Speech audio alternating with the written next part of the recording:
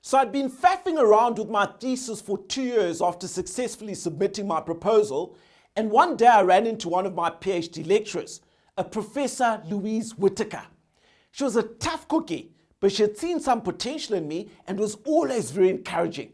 She also sensed how consuming my work was. So I bump into her in the corridor and she says, "David, how are you progressing with your PhD?" I muttered something meaningless back. She saw through my nonsense and she delivered some direct advice. "David, if you intend to do this thing, you need to take time out and do an intellectual deep dive. It's the only way. You certainly won't get your PhD while you're so busy servicing your clients. You need the space to do an intellectual deep dive." She left it at that and just melted away. And I knew what I needed to do. So I went on semi-sabbatical.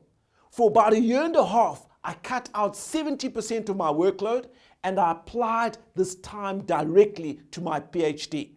It was a joy. I would get to the office at the crack of dawn in the morning, knowing that for the next 3 days, I was working exclusively on my PhD. I also lost that girlfriend, but that wasn't Professor Whitaker's fault. Doing that semi-sabbatical made all the difference in my thinking, in my capacity to conceptualize the research, to collect the data, analyze it, think it through, connect the dots. I could not have done it without that semi-sabbatical.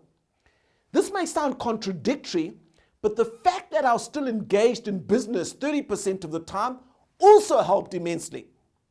It gave me a break from the research. It kept me in circulation, and it actually enabled me to source some of my most important interviews. So you need the mix, the time and space for an intellectual deep dive, but you also want to remain connected to what's happening in the real world, either through work or through teaching or through seminars and presentations.